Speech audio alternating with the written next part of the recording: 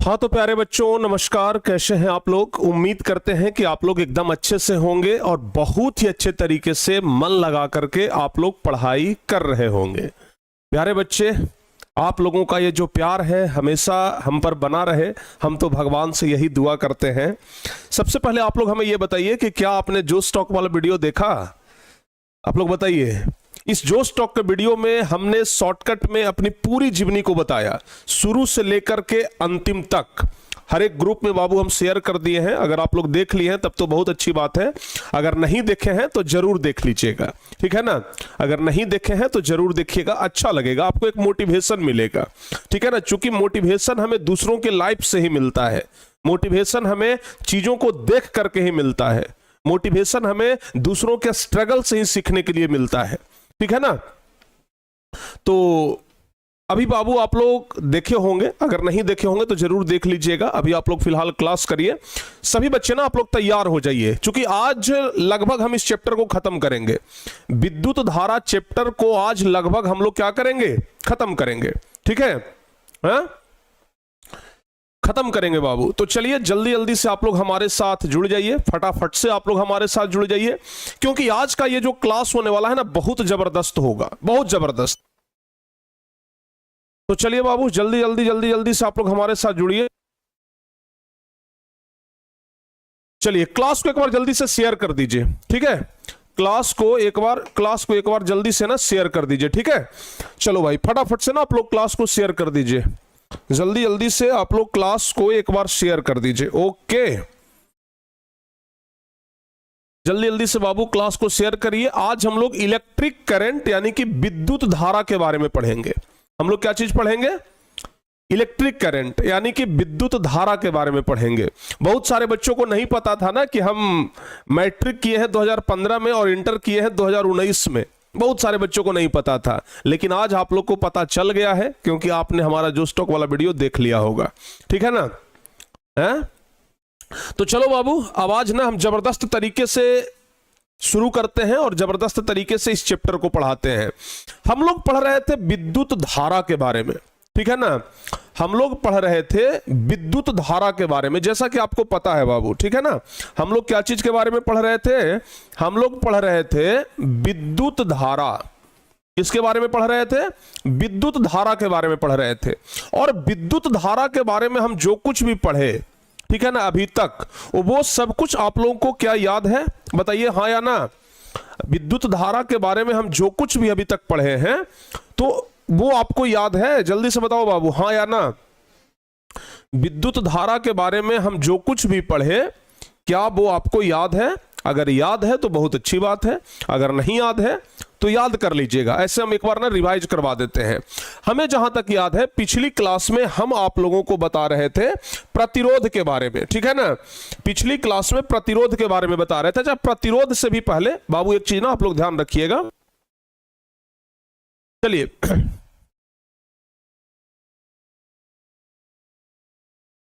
समझ में आ रहा है?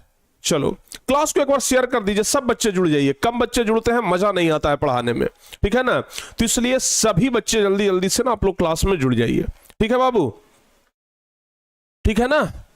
यस सर, हाँ बिल्कुल बिल्कुल सर, बिल्कुल बिल्कुल बिल्कुल। चलिए बहुत अच्छी बात है।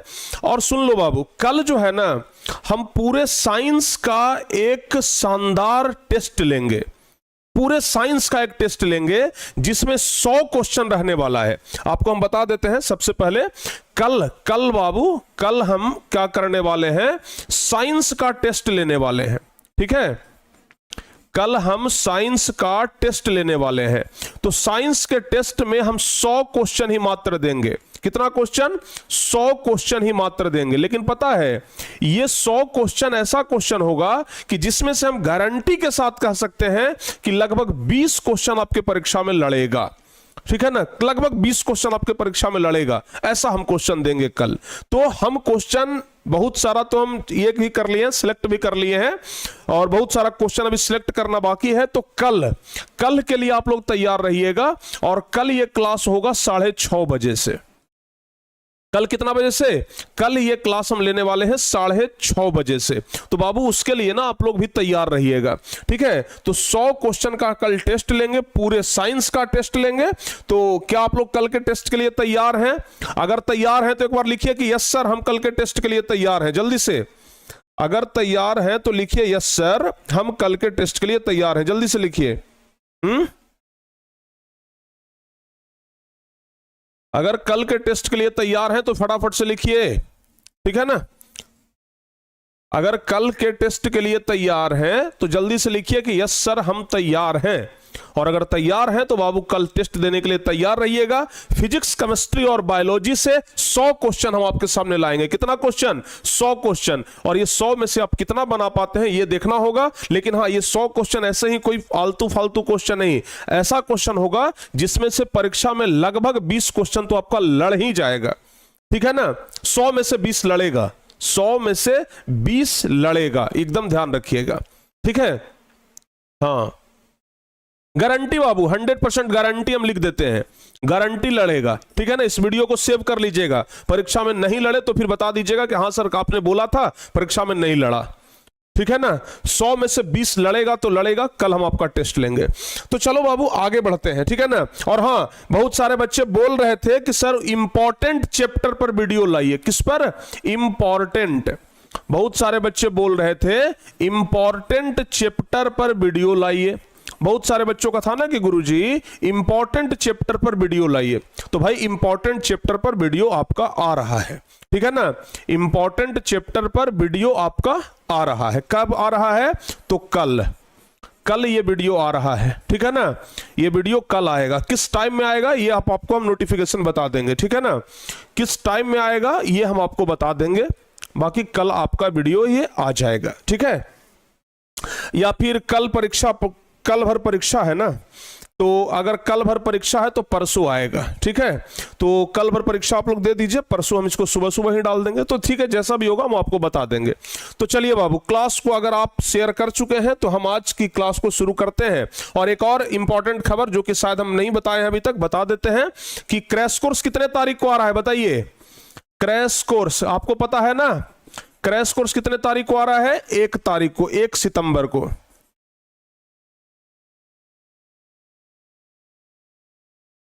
सितंबर नहीं बाबू, 1 अक्टूबर को आ रहा है ना, 1 अक्टूबर को आ रहा है। 1 तारीख 10वां महीना 2024 को, 1 अक्टूबर को आ रहा है, ठीक है। तो तैयार रहिएगा।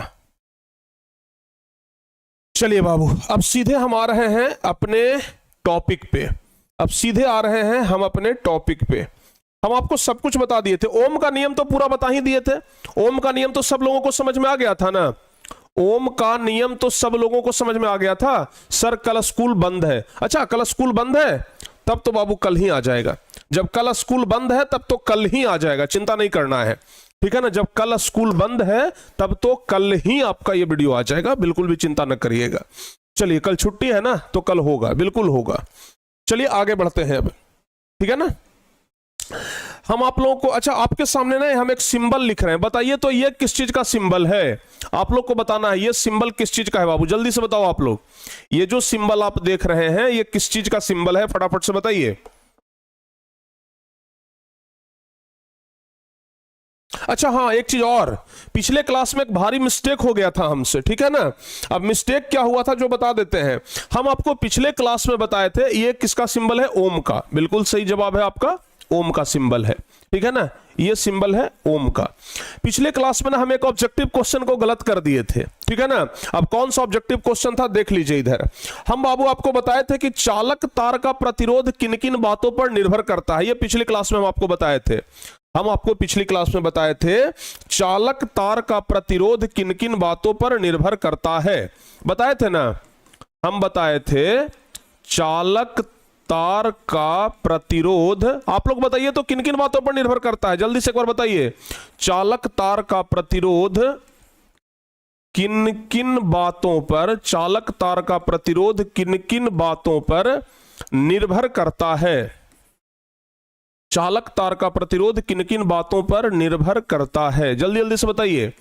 चालक तार का प्रतिरोध किन किन बातों पर निर्भर करता है, ये हम आपको बताए थे बाबू पिछली क्लास में। और सबसे पहले तो हम आपको बताए थे पहला चीज कि चालक तार का जो प्रतिरोध है, चालक तार का जो प्रतिरोध है यह निर्भर करता है किस किस बात पर। सबसे पहला तो बताए थे कि चालक तार का प्रतिरोध लंबाई पर निर्भर करता है, यानी कि लंबाई जितना ज्यादा होगा, लंबाई जितना ज्यादा होगा प्रतिरोध उतना ही ज्यादा होगा। यानी कि अगर एक तार इतना लंबा है तो उसका प्रतिरोध कम होगा, अगर एक तार इतना लंबा है तो उसका प्रतिरोध ज्यादा होगा, ठीक है ना। यानी कि चालक का लंबाई जितना ज्यादा होगा उसका प्रतिरोध भी उतना ज्यादा होगा। तो लंबाई पर निर्भर करता है, हम आपको बताए थे कि R समानुपाती L बताए थे ना, यानी कि प्रतिरोध जो है वो लंबाई का सीधा समानुपाती होता है। यानी कि लंबाई बढ़ेगा तो प्रतिरोध भी बढ़ेगा, लंबाई घटेगा तो प्रतिरोध भी घटेगा। इसके बाद हम आपको बताए थे दूसरा क्षेत्रफल पर, दूसरा बताए थे क्षेत्रफल पर। किसी चालक तार का प्रतिरोध क्षेत्रफल बढ़ाने पर घटता है, ये बताए थे। यानी कि अगर एक चालक तार इतना पतला है तो इसका प्रतिरोध ज्यादा होगा, अगर एक दूसरा चालक तार इतना मोटा है तो इसका प्रतिरोध कम होगा, ठीक है ना। एक तार अगर पतला है तो प्रतिरोध ज्यादा होगा, एक तार अगर मोटा है तो उसका प्रतिरोध कम होगा। तो बाबू क्षेत्रफल का क्या होता है, व्युत्क्रमानुपाती होता है। यानी कि हम आपको बताए थे व्युत्क्रमानुपाती होता है, यानी कि हम लोग क्या लिखेंगे, लिखेंगे कि R वेरीज 1/A, यही ना होगा बाबू, R वेरीज 1/A, यानी कि एरिया का व्युत्क्रमानुपाती होता है, क्षेत्रफल का व्युत्क्रमानुपाती होता है। ये हम आपको पिछली क्लास में बता दिए थे। तीसरा चीज बताए थे प्रकृति पर, चालक तार के प्रकृति पर भी निर्भर करता है कि लोहा का तार है कि तांबा का तार है कि किस चीज का तार है। तो चालक का प्रतिरोध उसके प्रकृति पर भी निर्भर करता है, चालक का प्रतिरोध उसके प्रकृति पर भी निर्भर करता है, ठीक है ना। उसके बाद बताए थे चौथा, चालक के ताप पर, अगर चालक का ताप अधिक होगा तो उसका प्रतिरोध भी बढ़ेगा। तो हम यहां पर ना कुछ ऑब्जेक्टिव क्वेश्चन आप लोग को बताए थे, जैसे देखिए ये वाला ऑब्जेक्टिव, जब किसी चालक तार के लंबाई को बढ़ाया जाएगा तो उसका प्रतिरोध क्या होगा, तो जब लंबाई बढ़ेगा तो प्रतिरोध भी बढ़ेगा। और शायद हम पिछली क्लास में बोल दिए थे कि घटेगा, मिस्टेक हो गया होगा, बाकी हम कॉन्सेप्ट सही समझाए थे, कॉन्सेप्ट हम सही समझाए थे, बस यहां पर ऑप्शन में ना लगता है इसमें टिक लगा दिए थे, जबकि यहां पर होगा चालक का लंबाई को बढ़ाया जाएगा तो उसका प्रतिरोध भी बढ़ेगा, ठीक है ना। जब किसी चालक के लंबाई को बढ़ाया जाएगा तो उसका प्रतिरोध भी बढ़ेगा। अच्छा, दूसरा क्वेश्चन बताए थे किसी चालक तार के क्षेत्रफल को बढ़ाया जाएगा तो उसका प्रतिरोध, तो जब क्षेत्रफल बढ़ाया जाएगा तो उसका प्रतिरोध घटेगा, ठीक है ना। जब क्षेत्रफल बढ़ाया जाएगा तो उसका प्रतिरोध घटेगा, यह बात ध्यान रखिएगा। तो ये सब क्वेश्चन हम बता दिए थे आप लोगों को। चलिए आज हम आपको बताते हैं प्यारे बच्चे विशिष्ट चालकता क्या है।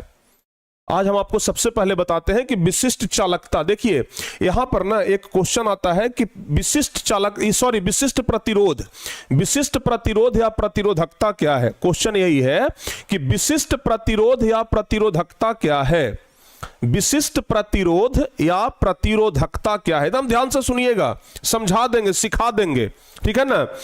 ध्यान से सुनना बाबू, कह रहा है कि चालक पदार्थ के एकांक क्षेत्रफल और एकांक लंबाई में जो प्रतिरोध होता है, चालक का एकांक लंबाई और एकांक क्षेत्रफल मतलब मोटाई, इसका मतलब समझिएगा, क्षेत्रफल कहां गया, इसका मतलब समझिएगा मोटाई, ठीक है ना, इसका मतलब मोटाई समझना है। तो चालक तार का जो मोटाई है और जो लंबाई है, दोनों के बीच जो प्रतिरोध होता है उसे ही हम लोग विशिष्ट प्रतिरोध कहते हैं।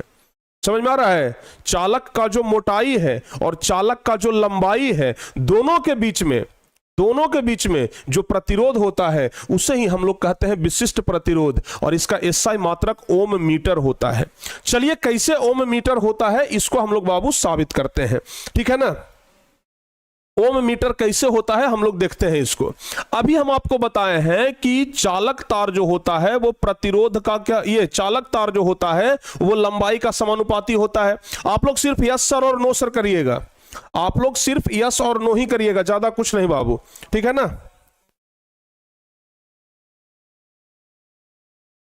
आ रहा है ना, इसको सिर्फ आप लोग ना यस और नो करके जवाब दीजिएगा और कुछ नहीं। समझ में आ रहा है।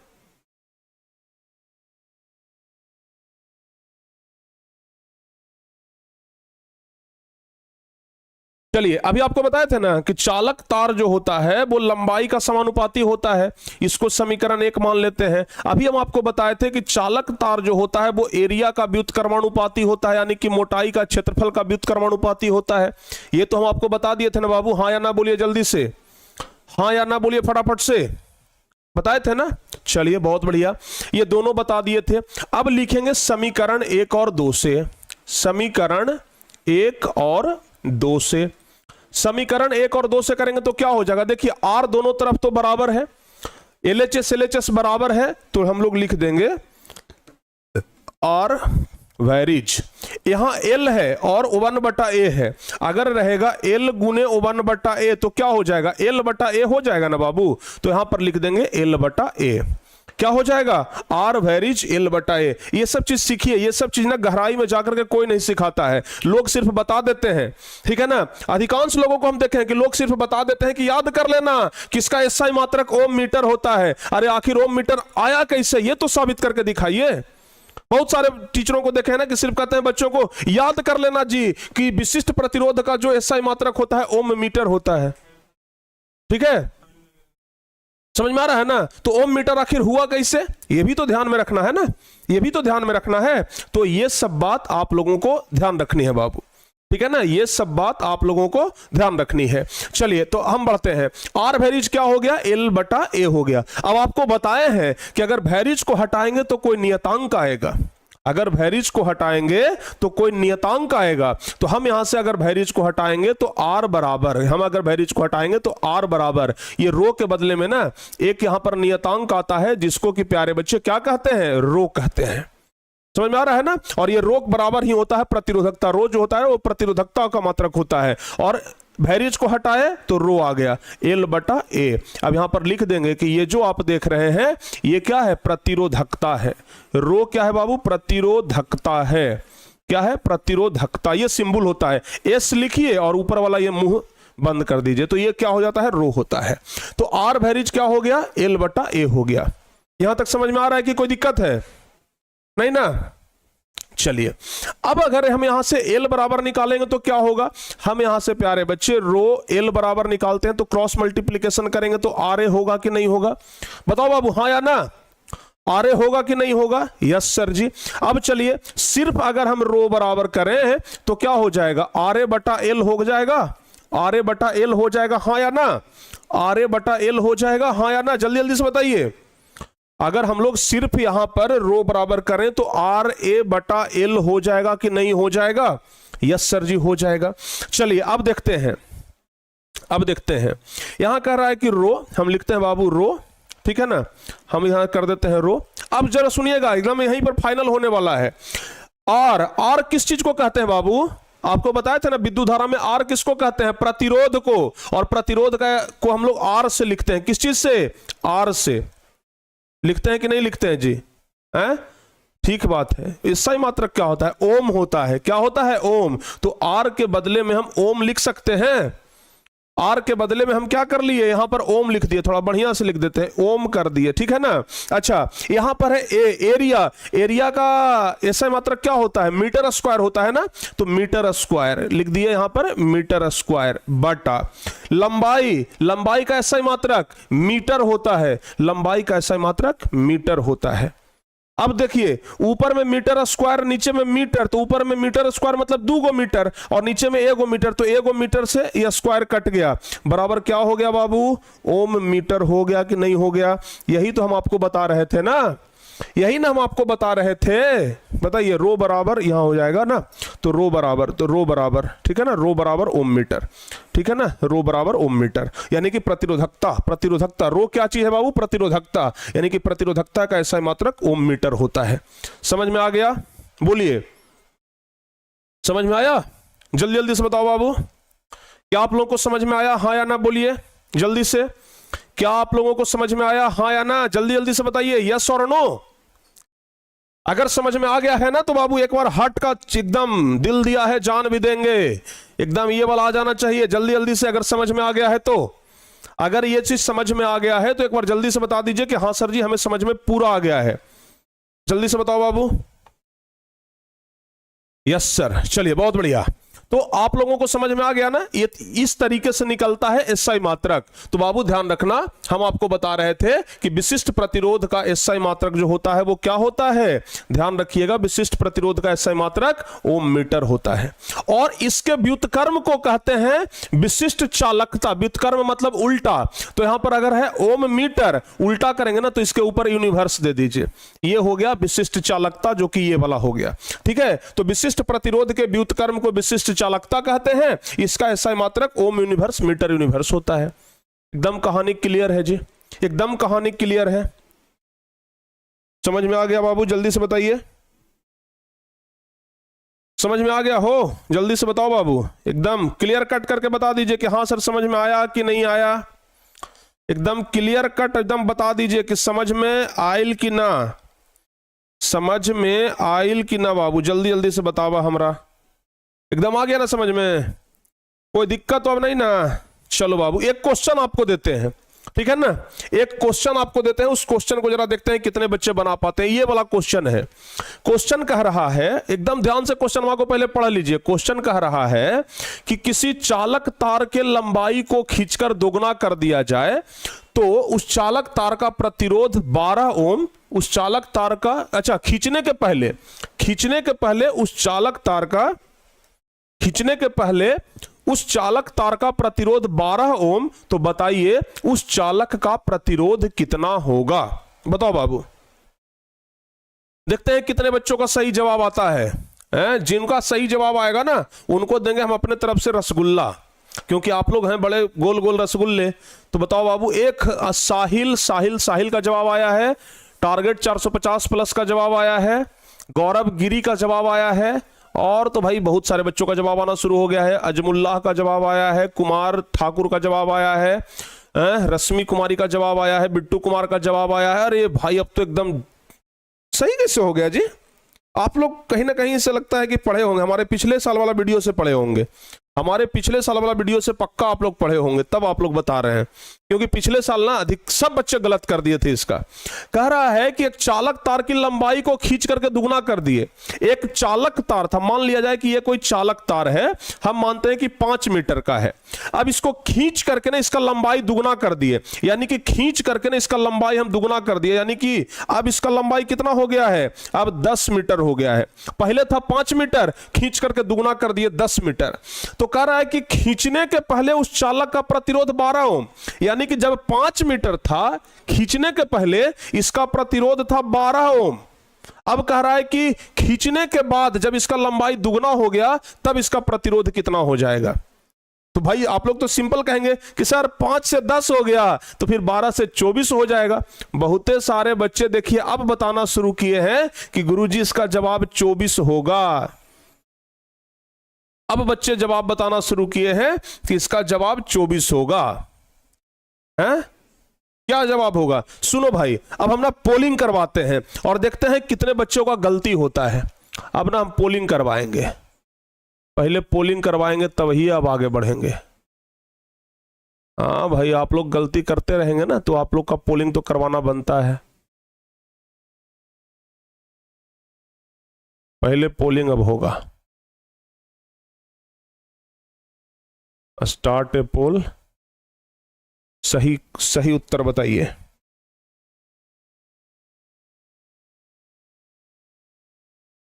फिर ये पोलिंग करवाते हैं।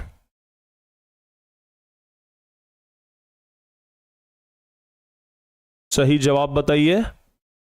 इसका जवाब होगा 24, इसका जवाब होगा 24 या दूसरा ऑप्शन है 48। चलिए, अरे भाई लो जवाब बताओ बाबू। अब कहते हैं ना, मिलने की तुम कोशिश करना, वादा कभी न करना, वादा तो टूट जाता है, वादा तो टूट जाता है, वादा तो टूट जाता है। चलिए बताइए बताइए बताइए बताइए भाई, कितने बच्चों का? 24, 75% बच्चे। अरे वाह, क्या बात है भाई, हिला करके रख दिए। 24, 74% बच्चे 24 जवाब बता रहे हैं। और कितना वोटिंग आ गया? लगभग 2000 वोटिंग भी आ गया है। 74% बच्चे बोल रहे हैं कि गुरुजी इसका जो जवाब आएगा कितना आएगा? चलो भाई, अब इसका जवाब हम बताते हैं। अब इसका जवाब हम बतावत हैं। ध्यान से सुनिएगा, ध्यान से पहले सुनिएगा तब जवाब बताइएगा।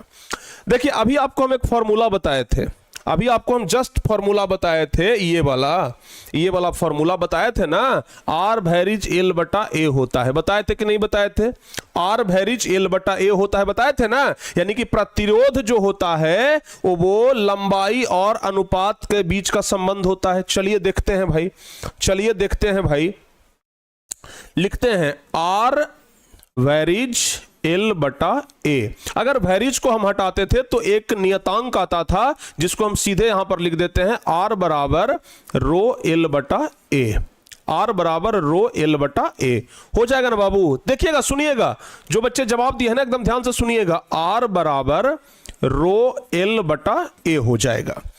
ये तो हो गया हमारा पहला स्थिति। अब कह रहा है कि खींच करके दुगना कर दिया गया है। किसको दुगना कर दिया गया है? लंबाई को दुगना कर दिया गया है। हम क्या करते हैं, लंबाई को दुगना कर देते हैं। आर बराबर, अब लंबाई जहां एल था वहां 2l कर देते हैं, लंबाई को दुगना कर दिए, बाकी एरिया को ऐसे ही रहने दिए। लेकिन आप एक चीज समझिए बाबू, जैसे मान लिया जाए कि हमारे हाथ में एक वायर है, हमारे हाथ में एक तार है। आप ये जरा ना ध्यान से देखिए, हमारे हाथ में ये तार है, समझ में आ रहा है? हमारे हाथ में ही तार है। अगर मान लिया जाए इस तार को खींच करके हम दुगना करेंगे, जैसे देखिए अभी तार जो है ना इतना बड़ा है, अब क्या करते हैं कि इसको खींच करके हम दुगना करते हैं। जब इसको खींच करके दुगना किए थे तो इतना बड़ा हो गया। अब आप हमें यह बताइए कि जब हम इस तार को खींच करके दुगना करेंगे तो ये तार उतना ही मोटा रहेगा कि इसका मोटाई भी घट जाएगा? जाहिर सी बात है कि जब हम इसको खींच करके दुगना करेंगे तो इसका मोटाई घटेगा ना। बताइए, जब इस तार को हम खींच करके दुगना बड़ा करेंगे तो इसका मोटाई तो घटेगा, यानी कि मोटाई आधा घट जाएगा। मोटाई लगभग आधा घट जाएगा, क्योंकि हम दुगना लंबा खींच दिए। तो जब दुगना लंबा खींचेंगे ना तो इसका क्षेत्रफल जो है वो आधा हो जाएगा। तो बाबू जब क्षेत्रफल आधा हो गया तो यहां पर एरिया a/2 हो जाएगा ना। समझिएगा, जब लंबाई को जब हम दुगना कर दिए तो इसका जो क्षेत्रफल है वो आधा हो जाएगा, यानी कि मोटाई आधा हो जाएगा। तो क्या हो गया? 2l बटा a/2। ये वाला जो असली बटा है ना वो a वाला है, 2l बटा a/2। बताइए, यहां तक समझ में आ गया? चलिए अब जरा देखिएगा, जरा ध्यान से समझिएगा। R बराबर रो, ठीक है ना, 2l, अब 2 ऊपर चल जाएगा, 2l इंटू 2 बटा a हो जाएगा। 2l इंटू 2 बटा a हो जाएगा। एकदम स्टेप बाय स्टेप समझा रहे हैं। अब चलो बाबू इधर आते हैं, अब ठीक है ना। अब हम लोग ना क्या करते हैं, इधर आ जाते हैं। अब देखिए R बराबर रो, ठीक है, 2l गुने 2, 2 दूनी 4l, तो क्या हो जाएगा? 4l बटा a हो जाएगा। क्या हो जाएगा बाबू? 4l बटा a हो जाएगा। अब सुनिए, R बराबर 4 को हम बाहर निकालते हैं, 4 को बाहर निकालते हैं, रो l बटा a हो जाएगा। 4 को बाहर निकाल दिए, रो l बटा a हो जाएगा। अच्छा, R को हम बराबर 4 का 4 लिख देते हैं। अभी आपको हम फॉर्मूला बताए थे, रो l बटा a। रो l बटा a किसके बराबर होता है? रो l बटा a r के बराबर होता है। देखिए, रो l बटा a r के बराबर होता है, रो l बटा a r के बराबर होता है। तो यहां पर 4, रो l बटा a के जगह पर हम लोग r लिख सकते हैं ना, तो रो l बटा 1 के जगह पर r लिख दिए। अच्छा, अब r बराबर, अब देखो बाबू, ओम खींचने के पहले ये प्रतिरोध कितना था? 12 ओम। तो 4 गुने r का वैल्यू दिया हुआ है हमारा 12, तो 12, तो r बराबर 12 चौके 48। अब बताइए 48 ओम किनका किनका जवाब आया था? सब बच्चे तो 24 जवाब बताए थे, हैं? सब बच्चे तो 24 जवाब बताए थे। यानी कि एक बात यहां से आपको समझ में आया, अगर किसी चालक तार को खींच करके दुगना कर दिया जाए, ध्यान से सुनिएगा, ये चालक तार है, अगर इसको खींच करके दुगना बड़ा कर दिया जाए तो इसका प्रतिरोध 4 गुना बढ़ जाएगा। समझ में आ रहा है ना? अगर किसी चालक तार को खींच करके दुगना कर दिया जाए तो इसका प्रतिरोध कितना गुना? 4 गुना बढ़ जाएगा। अब आप तुरंत बता दीजिएगा, अब आप तुरंत बता दीजिएगा। अब आप हमें एक और सवाल का जवाब बताइए, अब आप हमें एक सवाल का और जवाब बताइए। यहां पर हम 12 के जगह पर, यहां पर हम 12 के जगह पर कर देते हैं, 12 के जगह पर कर देते हैं 30। अब बताओ बाबू इसका जवाब कितना आएगा?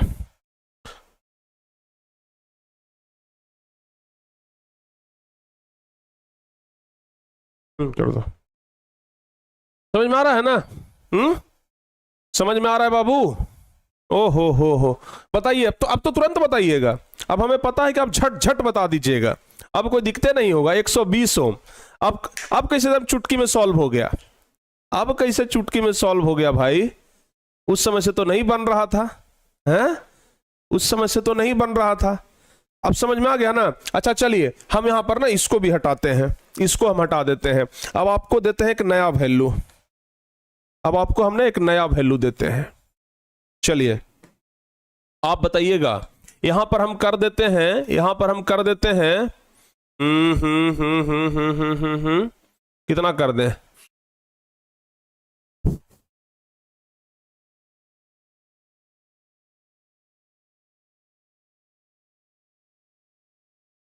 कर देते हैं हम यहां पर 50 कर दिए। आप बताइए तो इसका जवाब क्या होगा?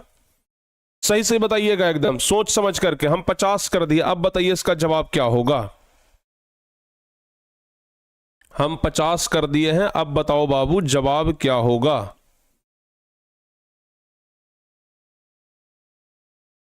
जल्दी से बताइए कितना? 200। कितने बच्चे 200 बता रहे हो? 200 बताने वाले इकरा में कौन कौन है बताइए तो जरा। 200 बताने वाले हमारे कौन कौन से छात्र हैं? क्या बात है भाई! 200 बताने वाले बच्चे कौन कौन हैं? हाथ खड़ा करिए सब। ठीक है ना? हम हैं सर। अच्छा, अगर 200 जवाब आया है तो जवाब एकदम सही है। 200 अगर जवाब आया है तो जवाब एकदम सही है।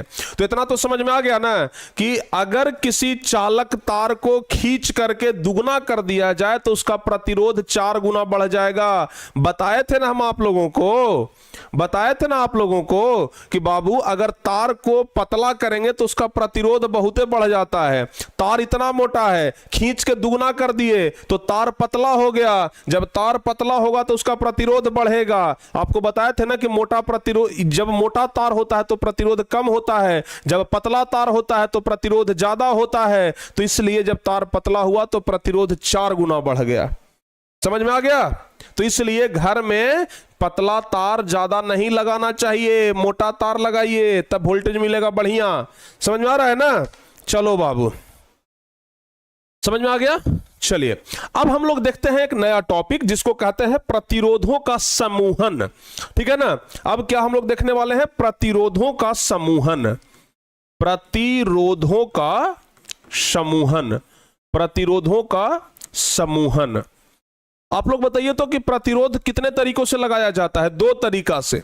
प्रतिरोध का जो संयोजन होता है ना वो 2 तरीका से होता है। ठीक है ना? हाँ, प्रतिरोध का समूहन मतलब एक साथ कई एक प्रतिरोध को जोड़ देना। आप समझ रहे हैं बात को ना? एक साथ कई सारे प्रतिरोध को जोड़ देना ही कहते हैं प्रतिरोधों का समूहन। ठीक है ना? एक साथ परिपथ में प्रतिरोधों का मान घटाने या बढ़ाने के लिए ही हम लोग परिपथ में प्रतिरोधों का समूहन करते हैं। जैसे आप सोचिए, ठीक है ना, एक तार है बाबू यहां से यहां तक, एक तार है यहां से यहां तक। ठीक है ना? 100 एम्पीयर की धारा प्रवाहित हो रही है। 100 एम्पीयर की धारा प्रवाहित हो रही है। समझ में आ रहा है? 100 एम्पीयर की धारा प्रवाहित हो रही है। अब हम क्या करेंगे कि 4 जगह पर प्रतिरोध लगा देंगे। लो 3 जगह पर लगाते हैं। ठीक है ना?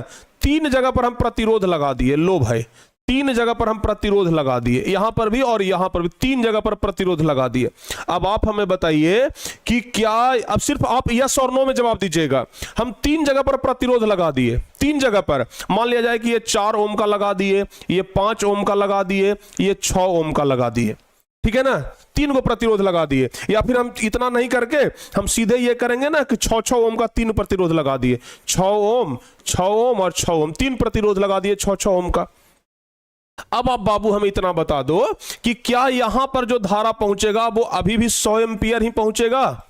हाँ या ना में सिर्फ जवाब बताइएगा, सिर्फ यस और नो में जवाब बताइएगा, सिर्फ यस और नो में जवाब आपको बताना है, सिर्फ आपको जवाब बताना है यस और नो में। बताओ हाँ या ना। अगर नहीं तो नो लिखिए, अगर हां तो हां लिखिए, ठीक है ना।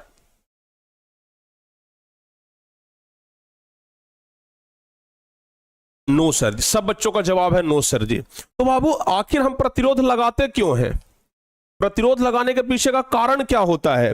तो ध्यान रखिएगा, प्रतिरोध लगाने के पीछे का कारण होता है धारा को बढ़ाना या धारा को घटाना, ठीक है ना। एक प्रतिरोध को हटा लेंगे, धारा का मान बढ़ जाएगा। जैसे मान लिया कि बीच वाला ही प्रतिरोध को हम खत्म कर दिए, बीच वाला प्रतिरोध को हटा दिए तो धारा का मान बढ़ जाएगा। अब बीच वाला, अगर हम बीच वाला प्रतिरोध को लगा दिए, धारा का मान घट जाएगा। यानी कि ध्यान रखिएगा, प्रतिरोध, ये परिपथ में प्रतिरोधों का मान बढ़ाने या घटाने के लिए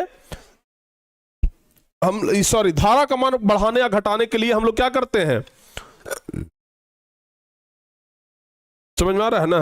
पर धारा का मान घटाने या बढ़ाने के लिए ही हम लोग प्रतिरोधों का समूहन करते हैं, ठीक है ना। धारा का मान बढ़ाने या घटाने के लिए, समझ में आ रहा है ना। हाँ, तो कह रहा है कि प्रतिरोधों का समूहन क्या है, तो हम लोग लिखेंगे प्रतिरोधों का समूहन। अगर बात में आ जाए कि प्रतिरोधों का समूहन क्या है, तो हम लोग लिखेंगे प्यारे बच्चे, प्रतिरोधों के समूहन में हम लोग लिखेंगे कि जब परिपथ में, चूंकि ये एक विद्युत परिपथ है, यह क्या है बाबू, एक विद्युत परिपथ है, तो जब परिपथ में प्रतिरोध का मान बढ़ाने या घटाने के लिए, जब परिपथ में, ऐसे करके लिखेंगे, जब परिपथ में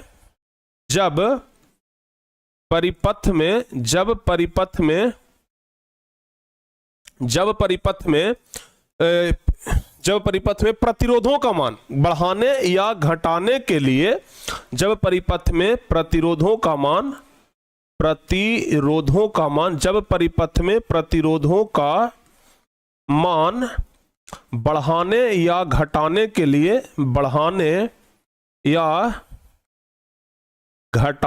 के लिए, जब परिपथ में प्रतिरोधों का मान बढ़ाने या घटाने के लिए, जब दो या दो से अधिक प्रतिरोधों को एक साथ जोड़ दिया जाता है, लेकिन घटाने के लिए जब दो या दो से अधिक प्रतिरोधों को, जब दो या दो से अधिक, जैसे यहां पर 1 2 3 प्रतिरोध को जोड़ दिए हैं, तो लिखेंगे जब दो या दो से अधिक प्रतिरोधों को बढ़ाने या ठीक है ना, जब दो या दो से अधिक प्रतिरोधों को, जब दो या दो से अधिक प्रतिरोधों को एक साथ जोड़ दिया जाता है,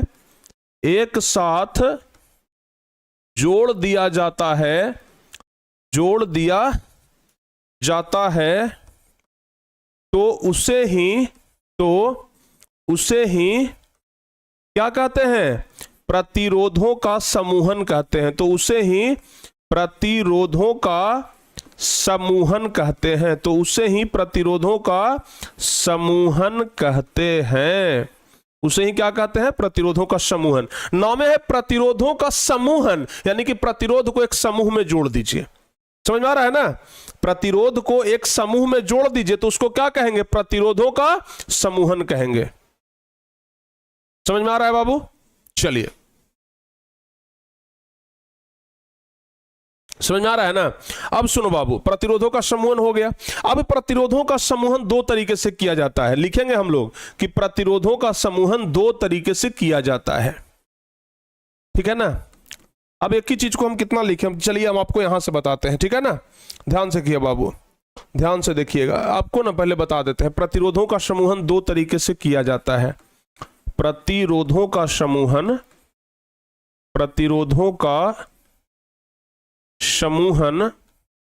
दो तरीके से किया जाता है। प्रतिरोधों का समूहन दो तरीके से किया जाता है। प्रतिरोधों का समूहन जो है वो दो तरीके से किया जाता है। पहला कौन होता है? पहला होता है श्रेणी क्रम समायोजन और दूसरा होता है बाबू समांतर क्रम समायोजन। समांतर क्रम समायोजन याद रखिएगा, समांतर क्रम समायोजन और श्रेणी क्रम समायोजन। अब हम लोग देखेंगे कि श्रेणी क्रम कहां यूज करते हैं और समांतर क्रम कहां यूज करते हैं, ठीक है ना, ध्यान रखिएगा। तो ध्यान रखो बाबू, अगर मान लिया जाए कि ये कोई विद्युत परिपथ है, सोचिएगा जरा ध्यान से, ये कोई विद्युत परिपथ है, ये क्या है? कोई विद्युत परिपथ है। अगर हमको यहां पर 100 एम्पियर का धारा मिल रहा है और लेकिन हमको चाहिए कितना? हमको यहां पर चाहिए 10 एम्पियर। यहां पर कितना चाहिए? 10 एम्पियर का धारा चाहिए। तब हम क्या करेंगे? प्रतिरोध बताइए, बताओ बाबू। हम ज्यादा से ज्यादा प्रतिरोध इसमें लगाएंगे, यानी कि प्रतिरोध को बढ़ाएंगे, बढ़ाएंगे। अब प्रतिरोध बढ़ाएंगे तो क्या करेंगे? यहां पर एक प्रतिरोध जोड़ देंगे, यहां पर एक प्रतिरोध जोड़ देंगे, यहां पर एक प्रतिरोध जोड़ देंगे, यहां पर एक प्रतिरोध जोड़ देंगे। यानी कि अगर हम इसको, अच्छा इसको क्या बोलेंगे? श्रेणी क्रम। आपको हम पहले भी बता चुके हैं कि अगर एक प्रतिरोध यहां पर है, ठीक है ना, और अगर इसी में आकर के हम दूसरा प्रतिरोध इस तरीके से जोड़ दिए तो इसको कहते हैं श्रेणी क्रम। अगर मान लिया जाए कि यह है 5 ओम का प्रतिरोध, यह भी है 5 ओम का प्रतिरोध, तो दोनों मिलकर के 10 ओम का ना हो गया बाबू। तो जब परिपथ में प्रतिरोध का मान बढ़ाना होता है तब हम लोग श्रेणी क्रम का ये क्या करते हैं? प्रयोग करते हैं, ठीक है ना। श्रेणी क्रम समायोजन कहां होता है? जब प्रतिरोधों का मान बढ़ाना रहता है तो श्रेणी क्रम में जोड़ते हैं। लिखेंगे हम लोग, इस चीज को लिख भी देंगे हम लोग ना, इस चीज को लिख भी देंगे। जब परिपथ में प्रतिरोध बढ़ाना रहता है, लिखेंगे कि जब परिपथ में प्रतिरोध बढ़ाना रहता है, जब परिपथ में प्रतिरोध बढ़ाना रहता है, जब परिपथ में प्रतिरोध बढ़ाना रहता है तो जब परिपथ में प्रतिरोध बढ़ाना रहता है तो उसे क्या कहते हैं? तो उस जब परिपथ में प्रतिरोध बढ़ाना रहता है तो श्रेणी क्रम में जोड़ते हैं, तो श्रेणी क्रम में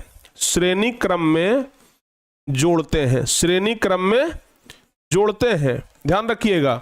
और जब परिपथ में प्रतिरोध घटाना रहता है, जब परिपथ में प्रतिरोध घटाना रहता है तो समांतर क्रम में जोड़ते हैं, तो समांतर क्रम में जोड़ते हैं। किसमें? समांतर क्रम में जोड़ते हैं। समझ में आ गया? बोलो बाबू। चलिए बहुत बढ़िया। अब सुन लीजिए, अभी तो आपको डेरिवेशन करना है, अभी तो इतने में आप लोग गड़बड़ा रहे हैं, अब जरा सोचिए, अगर मान लिया जाए हम श्रेणी क्रम में जोड़ते हैं। अब आप लोग बताना बाबू, ये कोई प्रतिरोध है, ये कोई प्रतिरोध है, इसका मान है 5 ओम, इसका मान है 5 ओम, इसका मान है 5 ओम। अब आप हमें बता दीजिए कि कुल प्रतिरोध का मान कितना होगा? कुल प्रतिरोध का मान बताइए, कुल प्रतिरोध का मान बताइए, बताओ जल्दी से। प्रतिरोध का कुल मान बताइए, जल्दी से बताइए।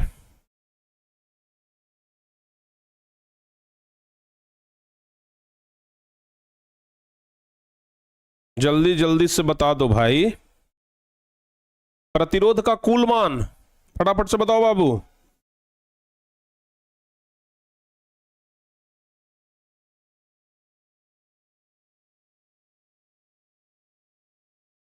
पंद्रह ओम होगा, एकदम करेक्ट, सही जवाब है। 15 ओम। चूंकि 5 5 5 तो 5 तिया 15 ओम, यानी कि प्रतिरोध का मान बढ़ाना है तो श्रेणी क्रम में। आपको देखिए ये वाला जो जुड़ गया ना, ये श्रेणी क्रम में जुड़ गया। अब अगर समांतर क्रम में जोड़ना होता तो हम लोग ऐसे जोड़ेंगे, देख लीजिए ऐसे ऐसे ऐसे। ओहो हो, क्या बात है, मजा आ गया। लो बाबू, ये हो गया समांतर क्रम, ठीक है ना। ये हो गया 5 ओम, ये हो गया 5 ओम और ये हो गया 5 ओम, ठीक है। आप कहिएगा कि सर इसका मान घटेगा कैसे, जरा ये भी बता दीजिए। इसका एक फॉर्मूला होता है, ठीक है ना। अब चलिए हम आपको फॉर्मूला पे लेकर के चलते हैं, ठीक है ना।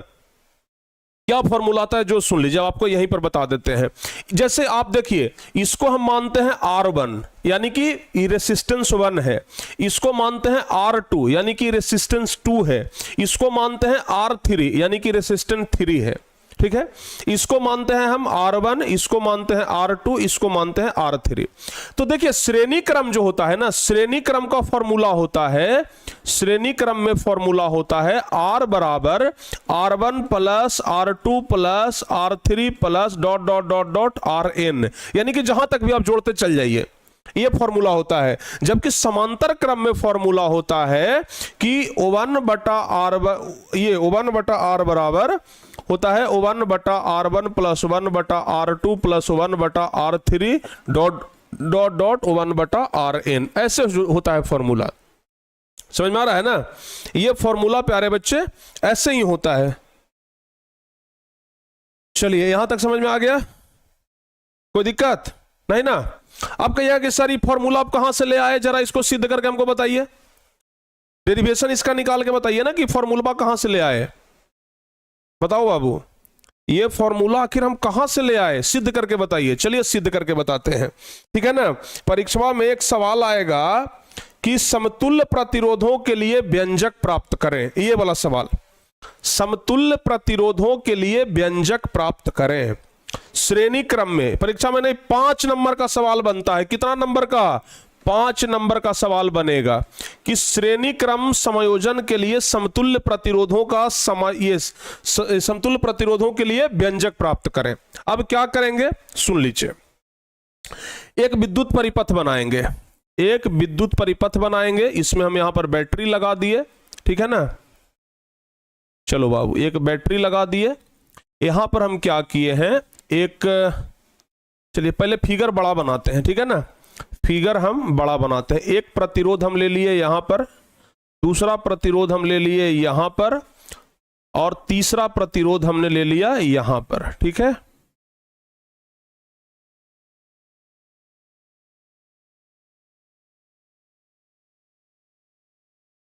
चलो बाबू, यहां पर क्या किए हैं, प्लस माइनस बैटरी लगा दिए, ठीक है। ये हमारा हो गया R1, ये हमारा हो गया R2 और ये हमारा हो गया R3। सीखिएगा एकदम, इस चीज को सीख जाइएगा ना, परीक्षा में 5 नंबर आ जाएगा। इसको अगर सीख जाइएगा परीक्षा में 5 नंबर आ जाएगा। ये तीनों हो गया ना, इसको सीख जाइएगा परीक्षा में 5 नंबर हो जाएगा। अब सुनिए, हम क्या करेंगे, सभी के लिए कुछ ना कुछ विभवांतर भी तो होगा। हम क्या करते हैं, R1 और R2 के बीच का विभवांतर है VO1, ठीक है बाबू। R1 और R2 के बीच का विभवांतर VO1। अच्छा, इसके और इसके बीच का विभवांतर है V2, ठीक है। और इसके बीच का विभवांतर है V3। बोलिए, क्लियर हुआ। सबके बीच का विभवांतर क्या है, V1 V2 V3, यानी कि R1 के लिए विभवांतर VO1, R2 के लिए विभवांतर V2 और R3 के लिए विभवांतर V3। क्लियर हो गया। चलो बाबू, बहुत बढ़िया, यहां तक समझ में आ गया ना। चलिए अब क्या करते हैं हम क्या करते हैं, इसको ना हम, ओ भाई ये अलग परेशान कर देता है ना। ओहो, चलो कोई बात ना, स्क्रीनशॉट लेने के ना इसको साइड करना पड़ेगा। क्या, जब तक साइड करेंगे तब तक तो होगा नहीं, क्या कहते हैं। चलिए इसको हम ना, इसको हम क्या करते हैं, साइड करते हैं, ठीक है। अच्छा अब देखिए एक चीज और आपको बता ही देते हैं, अभी यहीं पर समझा देते हैं। एक और बनाएंगे फिगर, एक और फिगर बनाते हैं और इसमें भी हम बैटरी लगा दिए, ठीक है, इसमें भी हम बैटरी लगा दिए, एक प्रतिरोध इसमें भी हम जोड़ देते हैं। सुन लो बाबू, अब आप जरा ना गौर से ध्यान से देखिए, हम थोड़ा बड़ा बना देते हैं, ठीक है ना, थोड़ा सा बड़ा प्रतिरोध बनाते हैं ताकि आप लोग को भी पता चले। सुनिए जरा ध्यान से, ये तीनों के बराबर, जैसे मान लिया जाए कि 5 ही 5 ही 5, हम एक एग्जांपल के लिए मान लेते हैं ये 5 ओम का है, ये भी 5 ओम का है, ये भी 5 ओम का है, हम इन तीनों के बराबर कर ले वहां 15 ओम के लगा दिए। समझ में आ रहा है ना? यानी कि यहां पर जो आप प्रतिरोध देख रहे हैं ये तीनों के समतुल्य है, R1 R2 और R3 के समतुल्य है। ध्यान से देखिएगा, यहां जो आप देख रहे हैं ना ये R1 plus R2 plus R3 के समतुल्य प्रतिरोध है, इसलिए हम इसको लिख दिए हैं RS, यानी कि तीनों के समतुल्य है। समझ में आ रहा है? ये तीनों के समतुल्य है इसलिए हम लिख दिए हैं RS। अच्छा, इसके बीच का विभवांतर हम लिख देते हैं यहां पर, इसके बीच के विभवांतर VS कर देते हैं। क्या कर देते हैं? VS कर देते हैं। समझ में आ गया? या फिर सिर्फ भी ही कर दीजिए, उसमें कोई दिक्कत नहीं है, या फिर सिर्फ आप ना भी कर सकते हैं। इसके बीच का विभवांतर V हो गया बाबू, बीच का विभवांतर क्या हो गया? V हो गया। ये फिगर समझ में आया? अच्छा ये बताइए, अगर हाँ तो जल्दी से लिखिए यस सर फिगर समझ में आ गया। कुछ नहीं किए हैं, प्रतिरोध लिए R1 R2 R3, R1 के लिए विभवांतर V1, R2 के लिए विभवांतर V2। भाई दो विभवों के बीच के अंतर को मापेंगे ना, अब एक विभव यहां एक विभव यहां, उसके बीच का विभव का अंतर मापेंगे, तो अंतर के लिए हम लोग क्या लगा दिए? विभवांतर। तो R1 के लिए विभवांतर V1, R2 के लिए विभवांतर V2 और R3 के लिए विभवांतर V3। अभी तीनों प्रतिरोध के बराबर अकल्ले एगो पावरफुल प्रतिरोध है, यानी कि अगर मान लिया जाए कि R1 प्लस R2 R3 के बराबर ये अकल्ले है और ये तीनों विभवांतर के बराबर ये अकल्ले एगो विभवांतर है। समझ में आ गया ना? चलिए यहां तक कोई दिक्कत? कोई दिक्कत नहीं सर। अब क्या करते हैं, हम स्क्रीनशॉट लेकर के इसको जरा साइड में कर देते हैं, ठीक है ना बाबू? हम क्या करते हैं कि इसको एक स्क्रीनशॉट लेकर के साइड में कर देते हैं ताकि हमको बनाने के लिए जगह बच जाए। चलो भाई मिल गया जगह।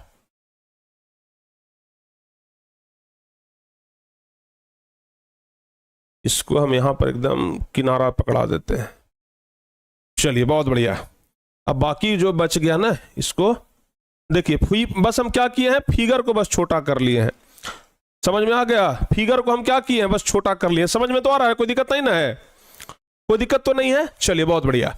हम यहां से बनाना शुरू करते हैं। लिखते हैं हम लिखेंगे बाबू ओम के नियम से। ओम का नियम जल्दी से आप लोग कमेंट करिए, ओम के नियम से। ओम का नियम जल्दी जल्दी से कमेंट करिए सब बच्चे। ओम का नियम क्या कहता है बाबू? जल्दी जल्दी से कमेंट करके बताइए। ओम का नियम कहता है V बराबर IR। ओम का नियम क्या कहता है? V बराबर IR। यही ना बाबू ओम का नियम है जी। ओम का नियम क्या कहता है? V बराबर IR।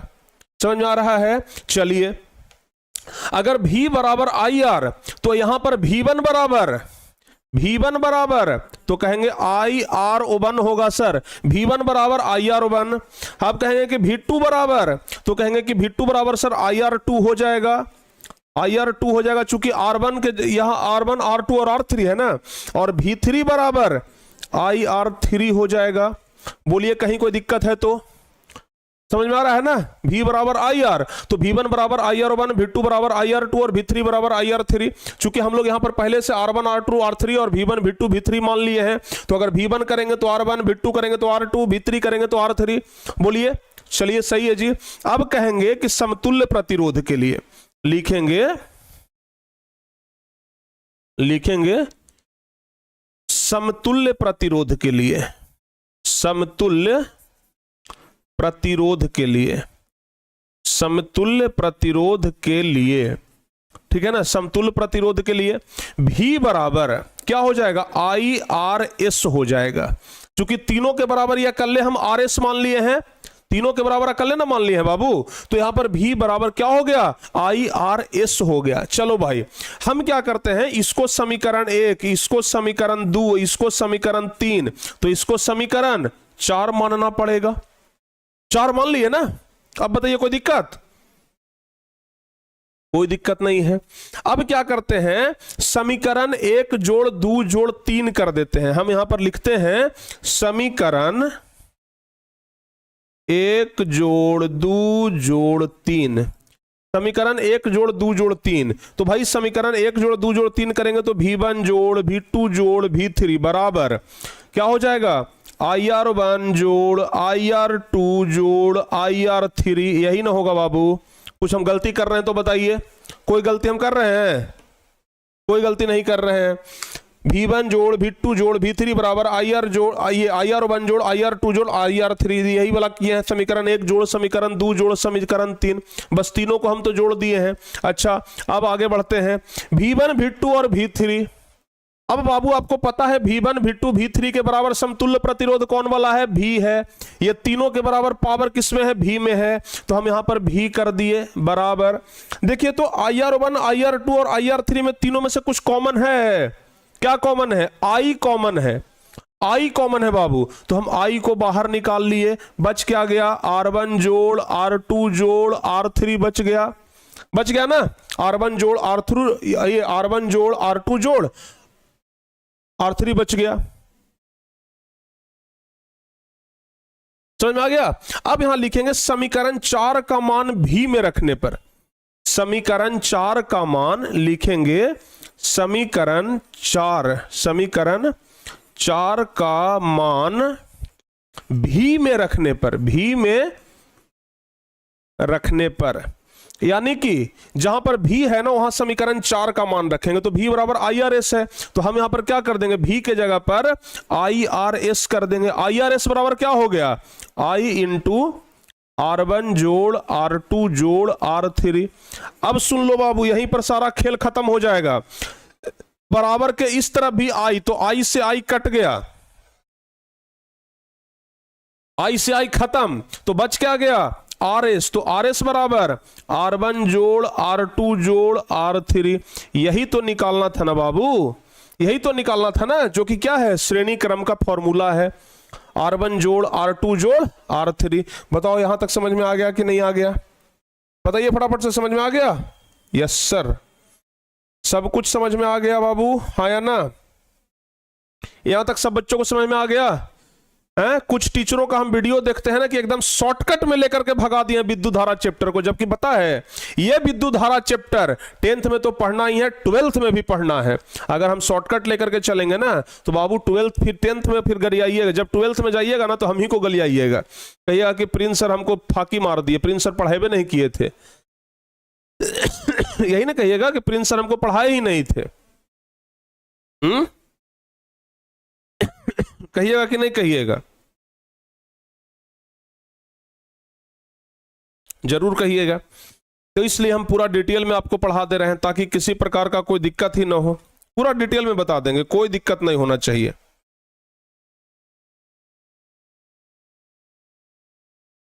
क्या आप कोई दिक्कत?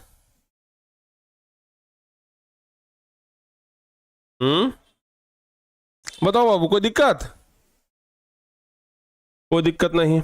चलिए, ये तो हो गया किसका? श्रेणी क्रम का। अब बताएंगे हम आपको समांतर क्रम का। अब किसका बताएंगे? समांतर क्रम का। देखो बाबू, ये हो गया श्रेणी क्रम का। समांतर क्रम क्या होता है? समांतर क्रम जब दो या दो से अधिक प्रतिरोधों के पहले सिरे या छोर को, देखिए 2 या 2 से अधिक प्रतिरोध है, इसका पहला सिरा को एक बिंदु पर ला करके यहां पर क्या कर दिए? एक साथ कर दिए। और इस तरीके से दूसरा सिरा को यहां पर हम लाके कर दिए, दूसरा सिरा को यहां पर लाके कर दिए, ठीक है ना? तो इस तरीके के संयोजन को हम लोग कहते हैं समांतर क्रम संयोजन। इस तरीके के संयोजन को क्या कहते हैं? इस तरीके के संयोजन को समांतर क्रम समायोजन बोलते हैं। समझ में आ गया ना? ध्यान रखिएगा। तो इस तरीके के संयोजन को समांतर क्रम, जो कि हम आपको पहले भी बता चुके हैं। अब इसके लिए व्यंजक कैसे प्राप्त करेंगे ये आपको ध्यान से देखना होगा। इसके लिए व्यंजक हम लोग कैसे प्राप्त करेंगे, इसके लिए व्यंजक कैसे प्राप्त करेंगे, चलो बाबू बताते हैं कैसे प्राप्त करेंगे, जो बताते हैं। ये हमारा क्या हो गया, लिख देंगे। जैसे चित्र बनाइएगा ना तो उसमें लिखना पड़ेगा। तो हम लोग चलिए यहां पर एक चित्र बनाते हैं।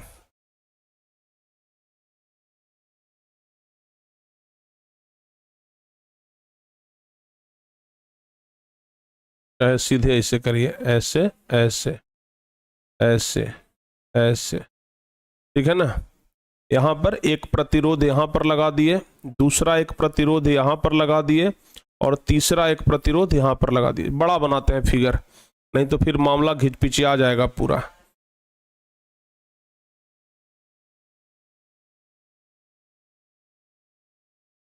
ठीक है,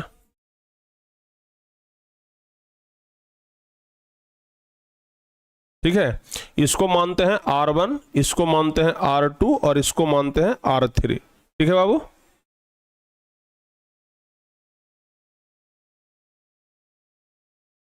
ठीक है ना। R1 R2 R3 हो गया ना। अब मान लेते हैं कि इससे धारा प्रवाहित करा देते हैं। चलो भाई, इससे हम धारा प्रवाहित करा देते हैं। ठीक है,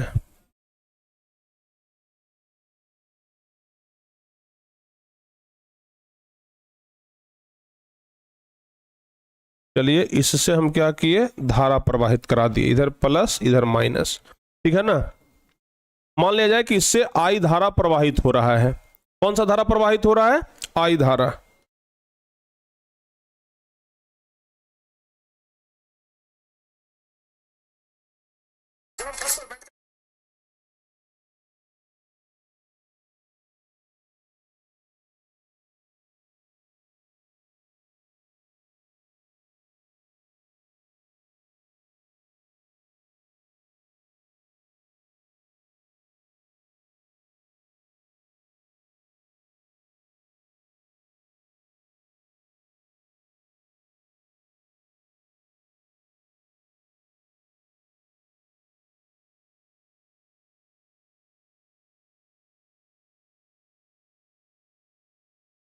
एक मिनट बाबू रुकिएगा।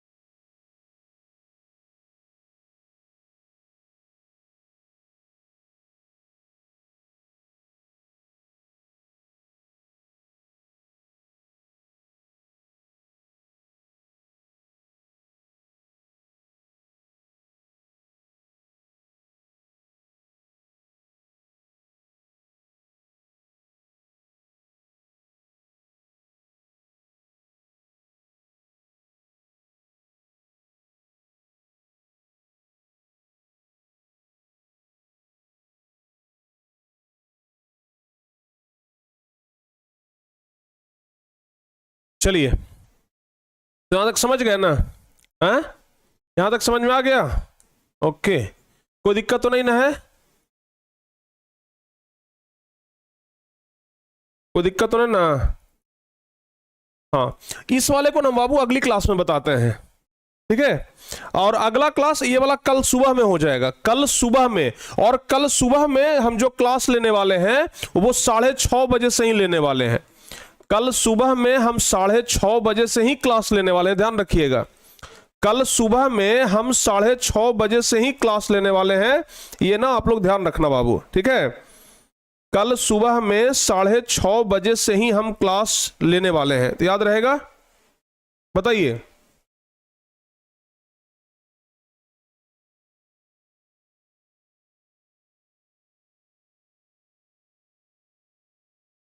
हाँ, कल सुबह में हम 6:30 बजे से लेने वाले हैं।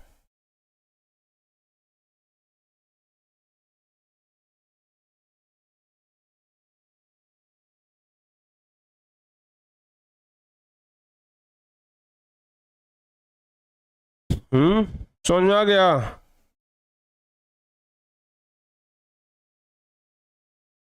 हाँ, ठीक है ना बाबू।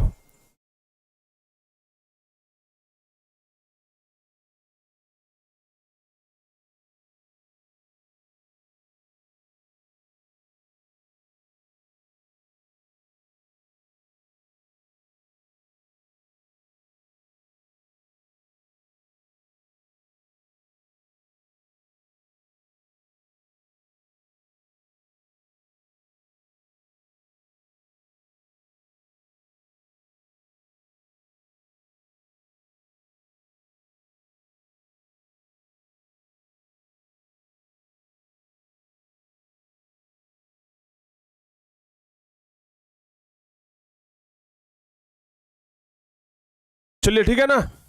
हाँ, तो चलो बाबू, कल सुबह वाला क्लास जो होगा, समझ में आ गया? कल सुबह वाला जो क्लास होगा इसको ध्यान रखिएगा, ओके। तो चलिए अब जरा ध्यान से सुनिए। बहुत सारे बच्चे जो मैथ के लिए कमेंट कर रहे हैं, तो आज रात में हम लाइव आने वाले हैं और उम्मीद है कि मैथ वाले टीचर के साथ आएंगे। आज रात में हम लाइव आने वाले हैं और उम्मीद है कि हम मैथ वाले टीचर के साथ आएंगे। समझ में आ गया ना?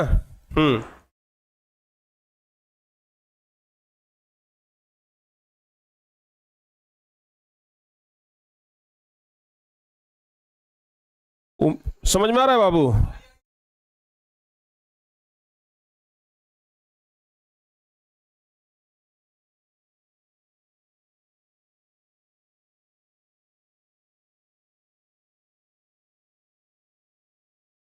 नेटवर्क इशू हो गया है, ओके। हाँ, तो बिल्कुल हम मैथ वाले के ना साथ ही आएंगे, चिंता मत करिए।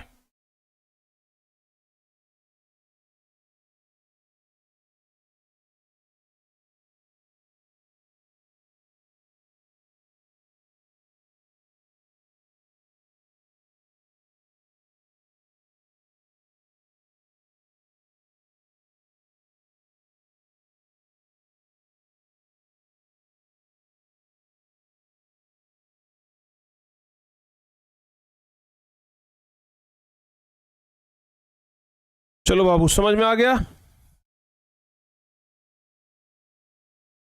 ठीक है ना? हाँ, अभी हम नोटिफिकेशन डाल देंगे ना, नोटिफिकेशन देख लीजिएगा आप लोग, ठीक है। नोटिफिकेशन आप लोग देख लीजिएगा,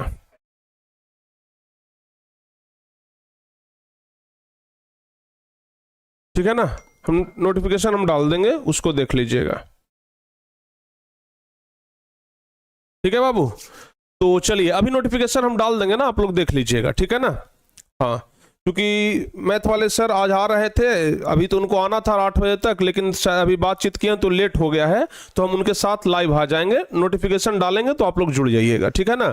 आज हम हो सकता है इंस्टाग्राम पे लाइव आएंगे। कहां पे लाइव आएंगे? इंस्टाग्राम पे, इंस्टाग्राम पे लाइव आएंगे। कहां लाइव आएंगे बाबू? इंस्टाग्राम पे लाइव आएंगे, ठीक है ना, ओके। तो चलिए अब आज इस शानदार सी क्लास को हम यहीं पे समाप्त करते हैं बाबू, और मिलते हैं हम आपसे अगली क्लास में। तब तक के लिए जय हिंद, धन्यवाद।